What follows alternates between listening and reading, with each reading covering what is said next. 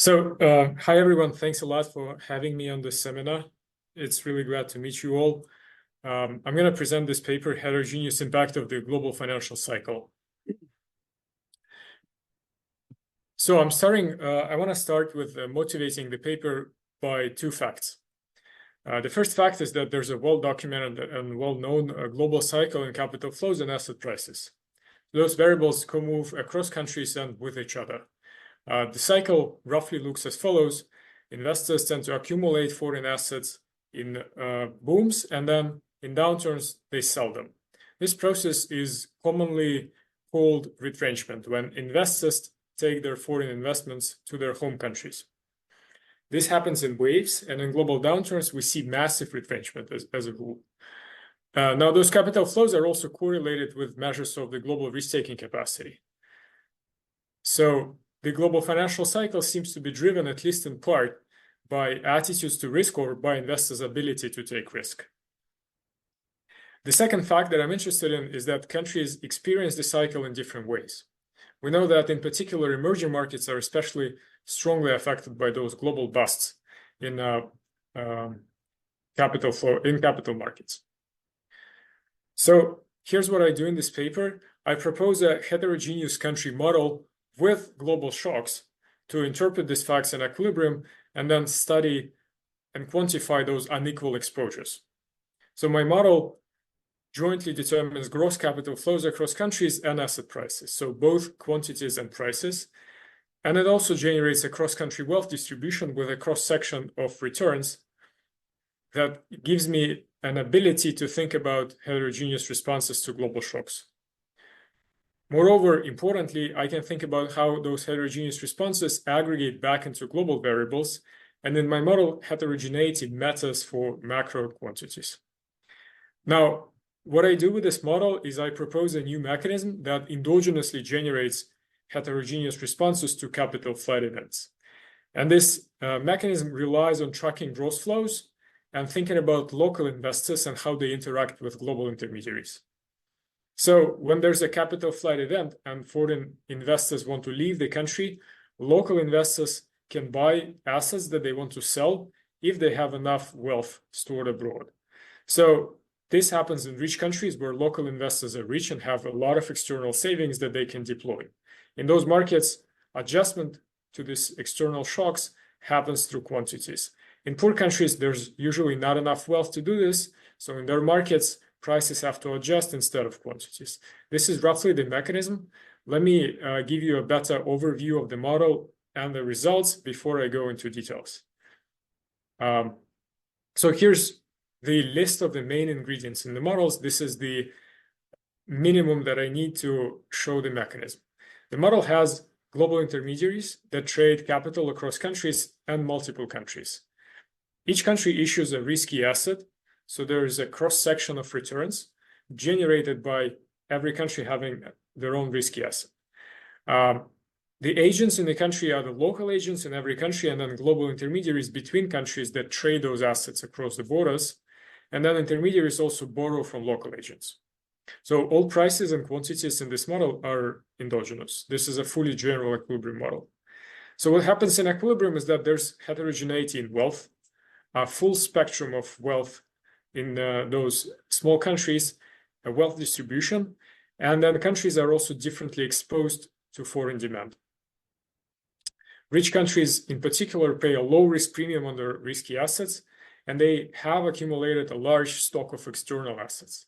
Poor countries pay a higher risk premium and are also more dependent on foreign investors who hold larger shares of their assets.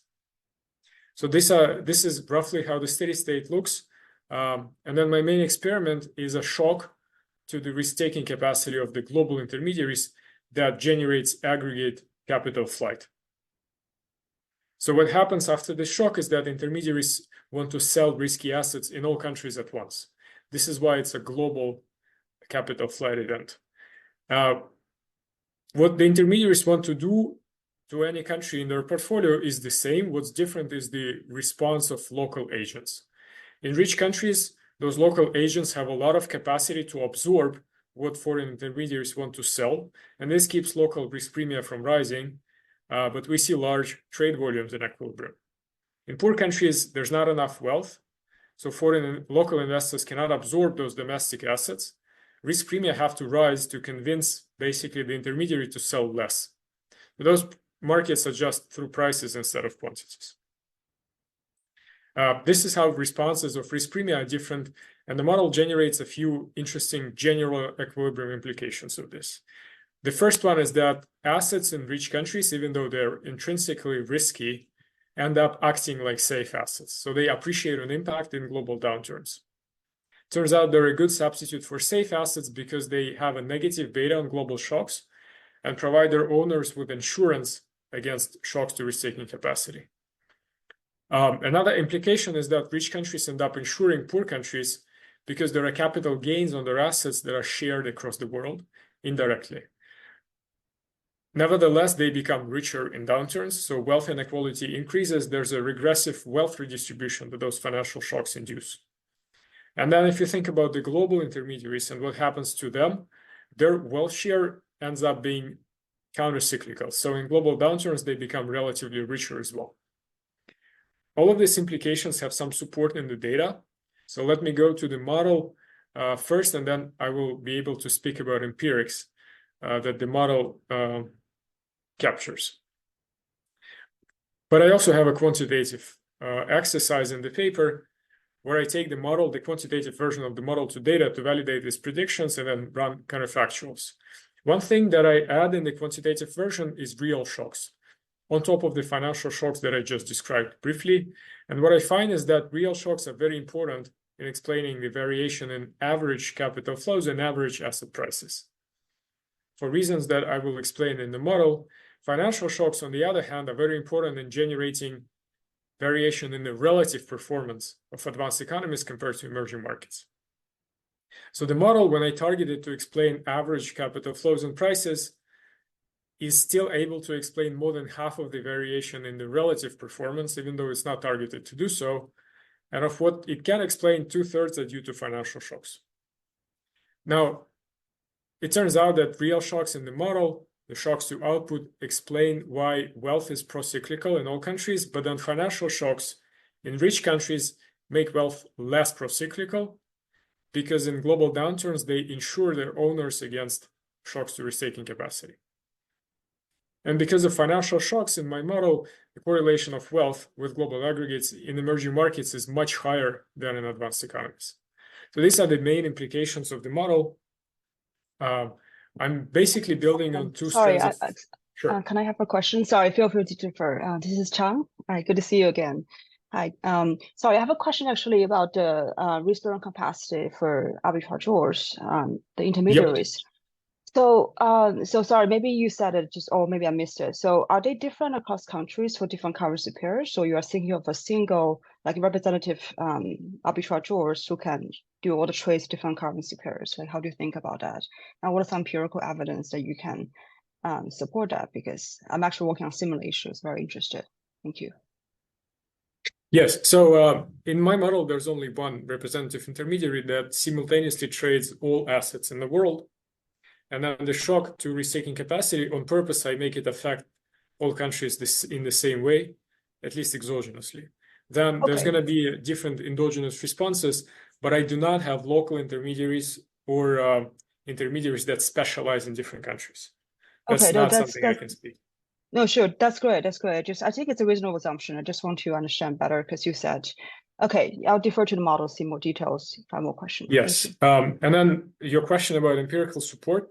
I think the strongest empirical support for this that we have is basically how much of variation a single global factor can explain if we think about capital flows and asset prices. And there's a dominant factor in those things that can explain a lot of variation, maybe more than 30% for gross capital flows. So maybe a model in which there's only one intermediary that whose risk-taking capacity simultaneously affects everyone is a good approximation if you think about just capturing this first factor, which is about 1/3 of variation. So here's the outline of the talk. So I have 40 minutes left. I'm gonna try to be quick. I'm gonna describe the model. This is, I think, the main contribution of the paper.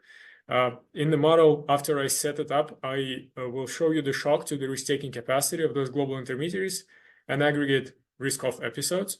And then I hope to have some time for the quantitative exercises and then empirical evidence. So here's what the model looks like. I will first show you the map of the model just to lay out the main axes. So at the center, as I said, there's a global intermediary sector, and they invest in all countries. They are, I want you to think about global banks or financial sector of the US and maybe the UK.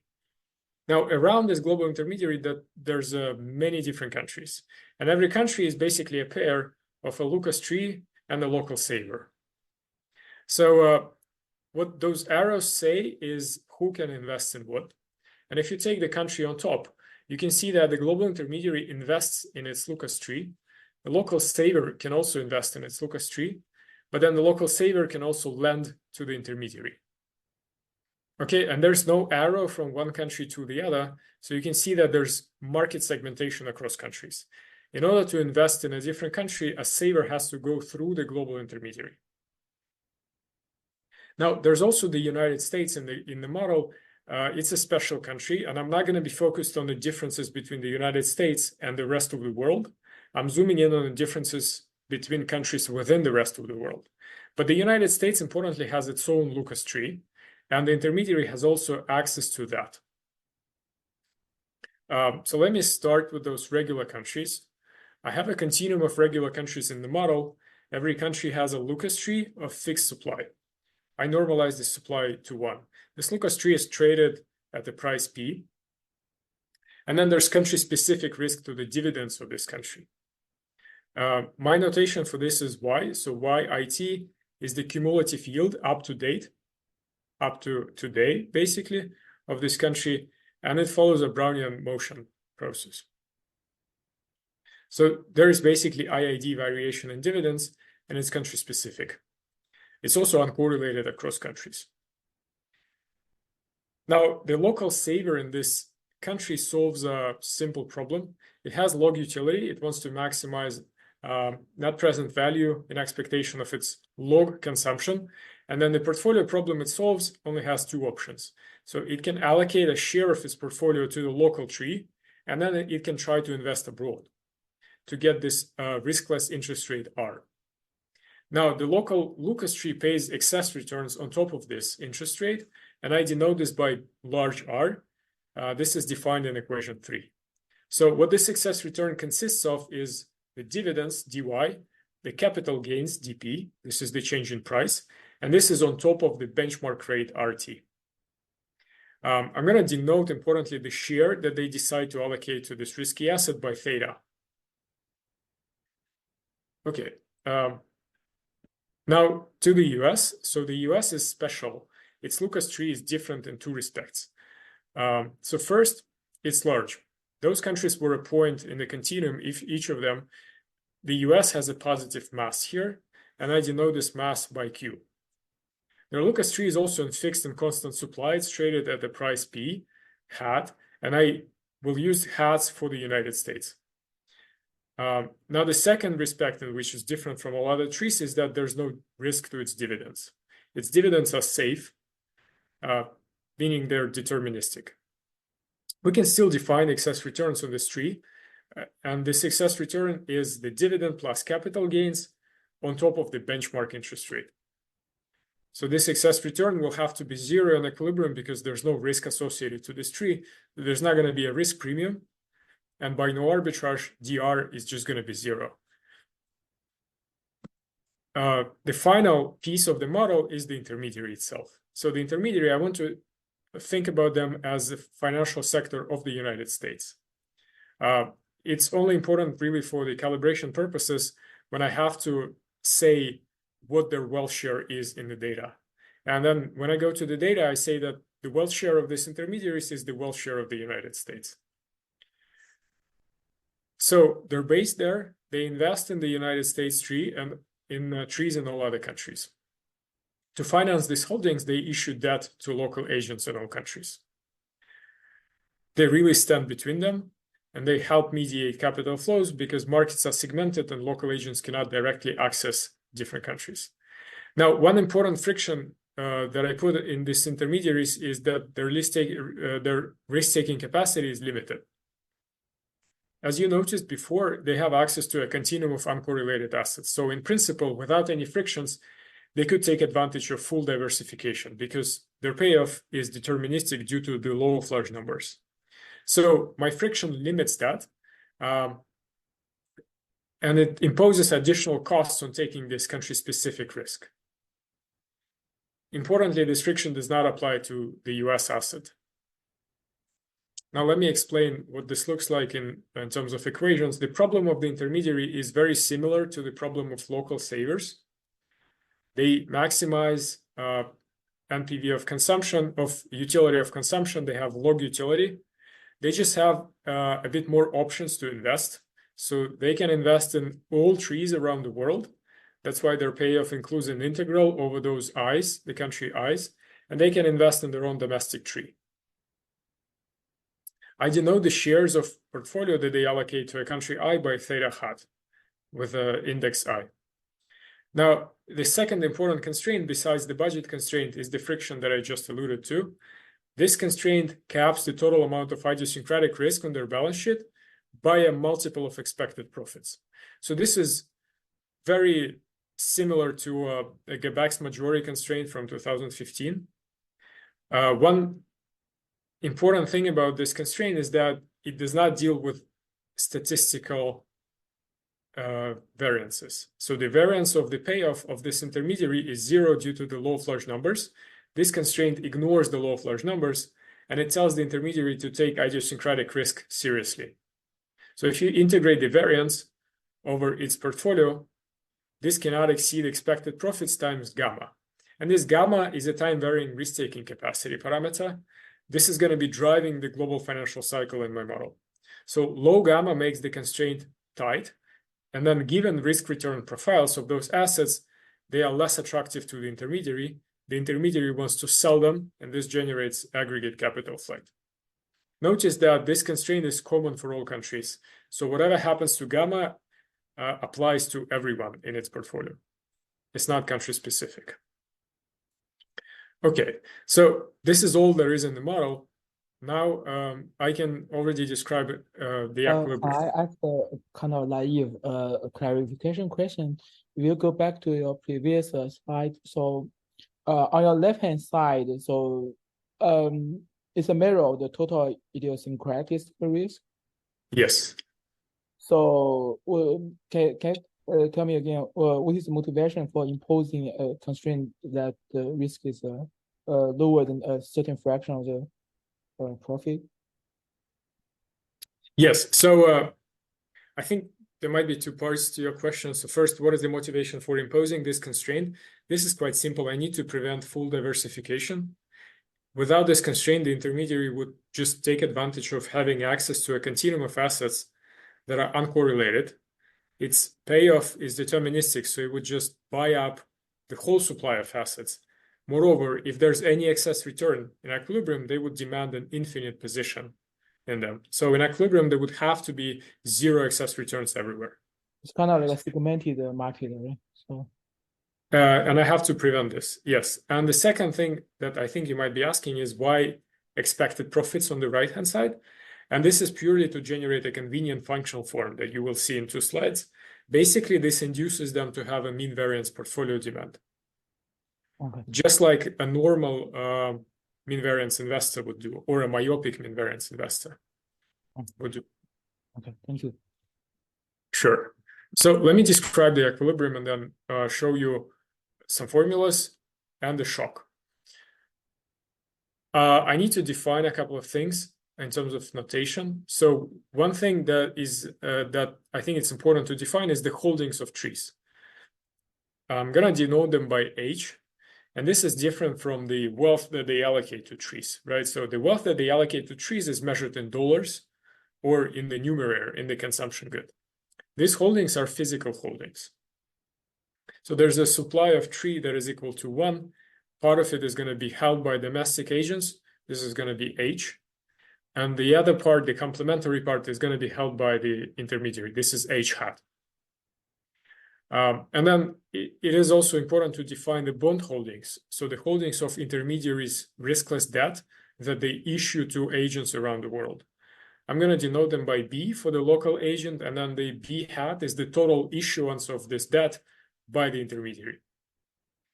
And with this notation, I can now tell you about the market clearing conditions and the definition of equilibrium. So the equilibrium is a set of processes for those prices and quantities that are chosen optimally and clear the markets.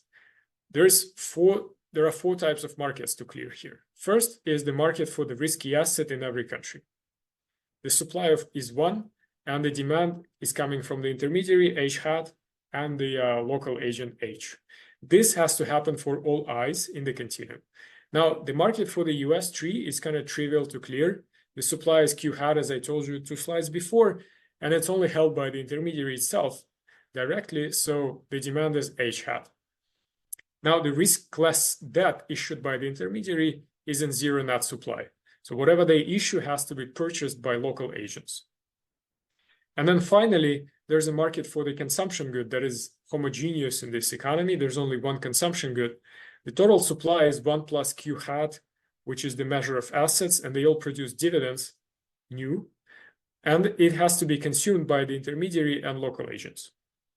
So this market clears once all other markets clear and all the budget constraints are satisfied by Walras law. So this is like a complementary condition. Okay, so what can we get out of these equations before we have to go and solve for the wealth distribution? We can characterize the equilibrium in the following way. So first, I'm going to stop referring to countries by their index I, because now the only thing that really matters for country-specific variables is the wealth, the local wealth W. So I'm going to refer to countries by their W. Now, one important property of the equilibrium is that intermediaries' risk-taking capacity is capped, so they cannot fully insure those local agents. Agents have to retain a portion of country-specific risk. So they are still exposed to the risk from their own trees. That's why there's a wealth distribution in equilibrium. The history of the dividends matters for their current wealth. I want to highlight once again that countries are symmetric ex ante and turn out to be heterogeneous exposed because of different histories of dividends. Now, every country-specific variable can be characterized as a function of their wealth and time if you think about perfect four-side equilibria or equilibria without aggregate uncertainty. And importantly, I'm going to be focused on two things: the price of local assets, P, as a function of local wealth, and the density of wealth. So this is the probability density. I'm going to characterize it to find the wealth distribution. Then you can see that all these things also depend on time. Without aggregate uncertainty, time enters because of two aggregate variables. The first is the interest rate that clears the global market for riskless debt. And the second is going to be a product of the intermediaries' risk-taking capacity gamma and their net worth. So this is going to enter formulas for all risk premia in this economy and for all prices in this economy. And I'm going to call it a global factor because this is really a single variable relating to the intermediary that moves everything in all countries. Okay, so coming back to those formulas for the market clearing, well, one nice property of this model and what log utility and this particular form of value at risk constraint gives me is that all investors act as mean variance investors. So local agents choose a mean variance portfolio. The share that they want to allocate to the local risky asset is just expected excess returns divided by the variance of excess returns. And then the intermediaries are doing the same with one correction. They also look at their risk-taking capacity. So their demand for the domestic risky asset looks like that of a myopic mean variance investor with a risk tolerance gamma. That's why the risk-taking capacity here acts essentially as effective risk tolerance of those global intermediaries. And then plugging these formulas into the market clearing condition, we can get equation 12, which is the most important equation in the model. This characterizes the risk premium. In particular, how it can be decomposed into the quantity of risk in the market and the price of risk. So for every country with wealth W, the risk premium is expected capital gains. Mu P is the drift in prices, plus dividends on top of the benchmark rate. And this is a product of the quantity of risk that has an exogenous component from the dividends and this endogenous component from the capital gains that are stochastic times the price of risk. And the price of risk is the usual harmonic average of effective risk tolerances of the market participants weighted with their wealth. So you can see in particular here that if W goes to infinity, this risk premium is just going to disappear because local investors are going to be so large that it's not a problem for them to absorb any quantity of risk if it pays even a tiny bit of excess returns. Same applies for the intermediary's net worth. The larger the intermediary's net worth or its risk-taking capacity, the lower the risk premium. Notice that this global factor, gamma times W hat, enters expressions for risk premium in all countries. Now, let me just describe the steady state before. Sorry, can I ask a question about the previous? Sure. So basically, what you say is that the difference in the portfolio all depends on the risk-bearing capacity, right? So I'm saying that this is one thing that portfolios have in common and that prices have in common across countries. And the differences are really generated by local wealth, W. Yeah. So from the first line on this page, it's kind of like the domestic portfolio is theta, and the other countries' portfolio is theta, and the US portfolio is theta hat. And then the difference is just the risk-bearing capacity. Oh, the difference, yes. So on purpose, this is the way I set up the model. They look very similar, and then the effective risk tolerance of the US is different potentially, and it's also time varying. Okay. And then for the last line on this page, basically the risk premium here, it's kind of what is the parameter new here? So this is the dividends, expected dividends. Oh, expected dividends. Okay. So the risk premium contains the capital gains. This is the drift in prices, the dividends, and then less the benchmark interest rate. And on the right-hand side, so you have the quantity of risk, and so this omega R is kind of like the wealth in the wealth distribution. This W is the local wealth. Yes, exactly. The local wealth. So basically, when gamma goes to infinity, that goes to kind of like the standard model. So your risk premium is 0, right? Yes, risk premium is going to be 0 if gamma is infinite. Exactly. And also like omega also matters. The local wealth it also matters for the risk premium. So that will generate the fact that during the economic downturn, when the poor country's wealth is small, then that will increase the risk premium. So that causes you have that conclusion, right? Yes. So let me just rephrase what you just said. I think if you look at this formula and think about the elasticity of the risk premium to this foreign demand, gamma and the W hat, this elasticity is going to very much depend on the local wealth, W. Right. And this elasticity is going to be very close to 0 if W is large. Right. And it's going to be close to -1, I think, if W is approaching 0. So during economic downturns, it actually has two channels that affect the risk premium. So on the one hand, it will affect the risk-bearing capacity of the financial intermediaries. On the other hand, it will also affect the wealth. So if for the poor country, it seems that these two effects goes in the same direction. But for the rich country, is kind of like this is going to the other direction, right? So actually, yes. Thank you for asking that. There's many more than two channels here. One important channel is, as you said, the effect through this gamma. And the another important channel that I think quantitatively is the same magnitude is the effect through R. Oh, okay. So the global interest rate is also going to move in those global downturns. Right. And then the risk premia are going to rise everywhere. It's just that in poor countries, they're going to rise a lot. and what happens to the interest rate is less important. But then in rich countries, risk premia are not going to rise a lot, and the interest rate is going to fall. And this is going to revalue their assets upwards. We're coming to that in 2 slides, but I think you got it right. So there's at least 2 important channels, and one of them works in different directions. One of them really makes it work in different directions. So the key properties of the steady state that I think it's important to understand before I go to the shocks are the following. So those risk premia that I described on the previous page, they go to 0 when the country's wealth approaches infinity. So very rich countries do not pay a large risk premium, do not pay a risk premium at all on their assets. Because of that, domestic investors do not want to invest much of their portfolio in the local risky asset. It doesn't pay a lot of risk premia, so they would rather hold the large share of their portfolio abroad in safe investments. And they really rely a lot on foreign safe investment.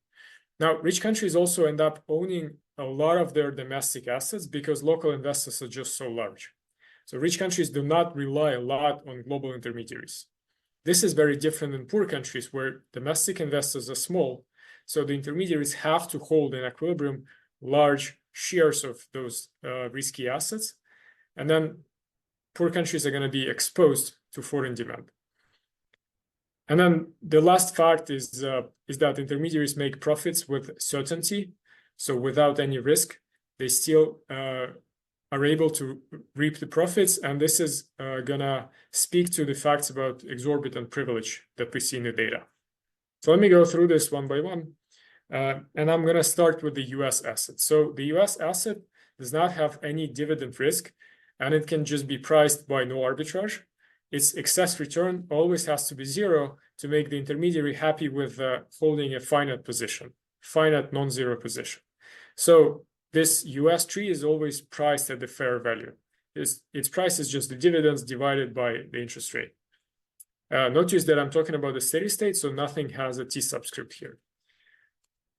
Second, this formula is a bit different for regular countries that do have dividend risk and that suffer from the limit to intermediaries' risk-taking capacity.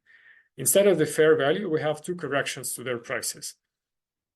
One of them is just the risk adjustment that reflects that everyone who participates in that market has a limit to their risk-taking capacity. The local investors are just risk-averse, foreign investors are risk-averse and have a value-at-risk type constraint on top of that.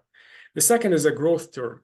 So this reflects the fact that local prices depend on local wealth, and local wealth is stochastic. So tomorrow is going to be different, and prices today have to price that in. There is no aggregate uncertainty in this economy, but for every given country, their local uncertainty is aggregate. Okay, and it matters for prices. It has to be priced in the P. Here I have a graph of the dividend to price ratio just to show you that prices grow as the local wealth increases. So the decreasing function here is dividends divided by the price. And then at infinity, it's approaching the interest rate. So the risk premium converges to 0 and prices increase all the way to the fair value. So an extremely rich country here would look much like the United States in terms of its asset price. The second property is that local agents in rich countries own a higher share of their domestic assets. And this is actually a formula for this quantity. So H is the holdings of domestic assets by domestic investors.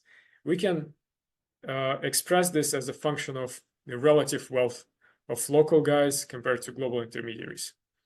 And you can see that this converges to 1. On the graph, this is the dashed line. This converges to 1 in rich countries, and this is 0, obviously, in countries that have 0 wealth. Then local agents also invest much more abroad when the country becomes rich. There's a formula for the share that they allocate to the domestic risky asset.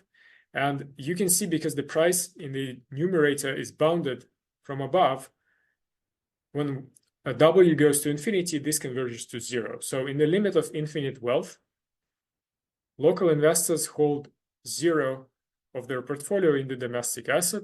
They rely on safe assets abroad, and their wealth almost has no risk. And then the final property is that we can also compute the profit rate of the global intermediaries, this pi is the profit rate on their wealth that they earn from those risky investments. Those investments have no uncertainty because there's no aggregate shock here. So the law of large numbers makes them essentially riskless. And we can express the profits that they make as a function of gamma, the risk-taking capacity, and the integral of Sharpe ratio squared over those countries. Because they make profits, we can try to trace how they consume more than they produce. So the US financial sector consumes more than they produce, and that is able to sustain current account deficits all the time. We can decompose their consumption into the dividends from their holdings, less the interest payments that they make on their debt, plus the profit from trading those assets. So where's the trading profit come from? It comes from the churn of countries in their portfolios. So this trading profit aggregates capital gains over all countries in their portfolio with the relevant weights that they put on those countries. The average capital gains are zero because this is a steady state. So some countries see their prices growing, some countries see their prices decreasing, and this balances each other. But the intermediary takes positions that are not uniform across countries. In particular, they invest more in high-yielding poor countries and less in rich countries. Then they wait until the high-yielding poor countries become rich, their assets appreciate, then the intermediary sells them and buys other countries that have just arrived to the left tail. So their portfolio is always skewed towards poor countries that pay higher yields. This is one of the sources of their profits. And in the literature, this has been referred to as exorbitant privilege. This is what the United States makes on essentially its its global banker business model. Okay, now I will describe my main experiment. I think I have 12 minutes left, so this is just in time. So the main experiment is a shock to this risk-taking capacity gamma that tightens the intermediary's constraint. I'm looking at an MIT shock here, so no aggregate uncertainty. The shock is unanticipated, and then there's a perfect foresight path when it reverts back to its steady state value, and the economy comes back to the steady state. So what happens right after this gamma falls is that intermediaries want to sell risky assets in all countries because given risk-return profiles, they become less attractive. Safe assets become relatively more attractive. And by safe assets here, I mean the debt that the intermediary itself issues and the United States Treasury. So this makes the interest rate fall, and then the US Treasury price rises. The US Treasury price is priced by no arbitrage, so it only really responds to the interest rate. When the interest rate falls, it has to go up. What happens to other countries? Now, let's think about those risky assets. So what the intermediary wants to do is decrease its position in every country by the same proportion, because gamma is present in its formulas for portfolio shares for every country in the same way. Now, holdings would fall by more in poor countries. Why? Because intermediaries have a larger position there because of what I just told you. In poor countries, local investors are small, so the intermediary has to end up holding more of their trees. So the shock kind of hits poor countries harder in terms of positions. Now, rich countries have a lot of external savings that they can use to buy those assets from intermediaries. They do not need a large increase in risk premia to do so. It's not a problem for them. And this is what they end up doing in equilibrium.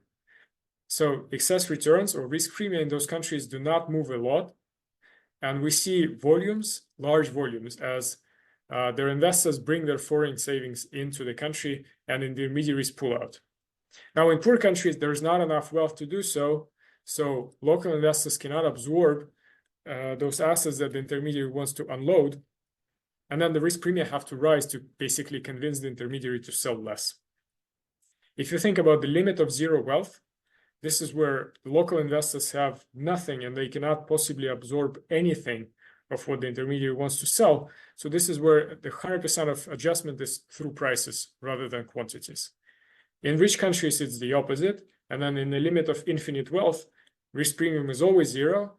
So 100% of adjustment is through quantities. Now, here on this graph, I show you the change in holdings that the intermediary would like to make in its position if prices were constant.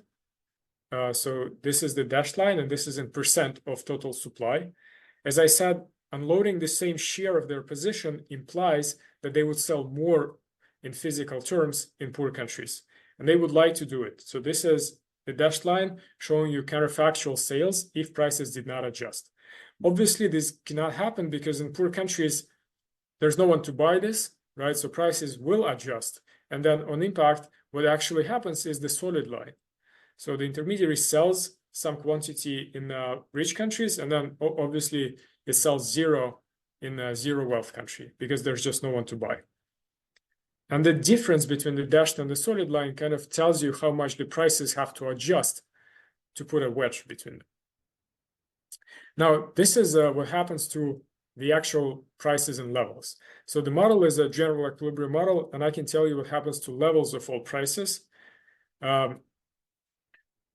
Just as I told you what happens to different risk premia a couple of slides back.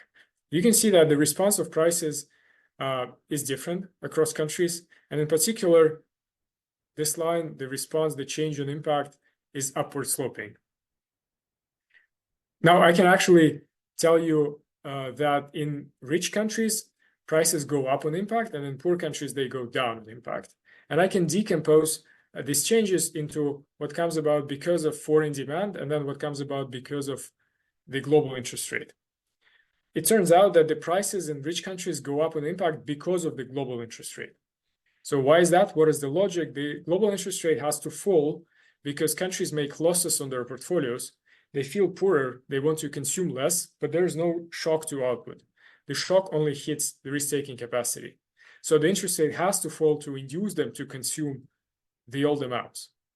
This revalues all assets, and you can see that the blue portion in this graph, this is the effect of interest rate on all asset prices, is roughly equal across countries. And then in rich countries, because foreign demand has no effect, risk premia do not move. This blue effect dominates and prices go up. In poor countries, risk premia rise a lot. The effect of the global factor phi, foreign demand, is very strong, and this effect dominates. Their prices fall. Okay. Sorry. So I think this is you assume that there's no exchange rate movement, right? So once you have exchange rate movements, the results will still hold or be different. So once I have exchange rates, I would expect to have the same graph for prices in dollars, or prices converted to dollars, and then the change in price denominated in dollars will have two components. One is the change in local currency price, and the other one is the change in the exchange rate as well itself. How exactly the change in dollar price is going to be decomposed into the two will depend on a lot of stuff in the model, and there probably will have to be something to pin this down. I haven't really worked out the math, and this is something I keep for the future work. Yes. But so far, the main result of the paper is that countries endogenously gain betas of different signs on this global shock. And countries that are currently rich, because their investors have superior capacity to retrench, gain a negative beta. So in times of a negative shock, their prices go up. And they act essentially like safe assets. They insure their holders against those global shocks. And then asset prices in poor countries have a positive beta. Now, I want to highlight once again that those assets are all risky and ex ante identical in terms of fundamentals. So they are symmetric. Now, I can map the distribution of gains and losses that agents make in this model. As we saw before, prices go up in rich countries, so the intermediary and local savers made gains on those rich countries. Here is gains and losses as a function of country's wealth. decomposed into who actually makes those gains and losses. The intermediaries in black and the savers, the local savers, are in gray. In rich countries, local savers make a lot of gains, and some of the capital gains also accrue to the intermediary. In poor countries, local savers who are exposed to their domestic assets make losses, and the intermediary makes losses as well. On net, you can see that this black portion, which can be directly integrated to give you the totals, is negative. So the intermediary makes net losses on its foreign risky position, even though it has some gains coming from rich countries. Now, one important aspect of this equilibrium is that the intermediary also has the US assets on its balance sheet. And those US assets appreciate on impact because the interest rate fell. So those capital gains from the US assets end up outbalancing the losses that the intermediary makes on its foreign position. As a result, the intermediary's wealth share goes up on impact. And this is due to their access to the domestic market, to the US assets. So this highlights an important coincidence that a recent empirical literature has documented that the United States, which in my model is the intermediaries, insure the rest of the world in global downturns by providing a wealth transfer to them, but become relatively richer at the same time. So here what happens is that the wealth transfer to the rest of the world is made in form of losses on the risky assets. So those are valuation adjustments. At the same time, because of the access to the Lucas tree based in the United States, the wealth share of the United States goes up. And I believe that this is the standard way in which those papers generate this coincidence. Now, a second thing that my model can add on top of that is to tell you that rich countries end up insuring the rest of the world as well. And they do it indirectly through capital gains that the intermediary makes and realizes, in fact, on their assets. So the intermediary's net worth would have fallen more or would have risen less if not for those capital gains. And then all other countries, especially the poor ones, are exposed to the intermediary's net worth. So if not for those capital gains, they would be hit even harder in times of this shock. That's how rich countries indirectly insure the poor countries here. They also become relatively richer, so wealth inequality actually increases because of those capital gains. So the same sort of coincidence that the literature has documented for the United States versus the rest of the world actually obtains here for rich and poor countries, even though none of them has a special status. And it's all due to the capacity of domestic investors to retrench. Okay, I only have 1 minute, so I will not, unfortunately, have time to show you my quantitative exercises. Let me just say in conclusion that my model seems to capture empirical facts that are known in the literature. The first is that investors in advanced economies end up selling more of their foreign assets in global downturns. This is known, so this is not my contribution, but I also do an empirical exercise to sort of just for clarity in my paper. And I find that, yes, this is the case. Advanced economies end up selling more of their foreign assets in global downturns, and they use those proceeds to buy what foreign investors want to sell, according to my model. And this supports domestic asset prices. Now, asset prices are more sensitive to global shocks in emerging markets. There's a strand of papers documenting this. I also do some empirical work trying to verify this for equities at least. And then the coincidence about the United States that I just described also obtains in my paper. So this was my conclusion. Thanks a lot for your questions and for allowing me to present. I'm just going to wrap up here. Thanks.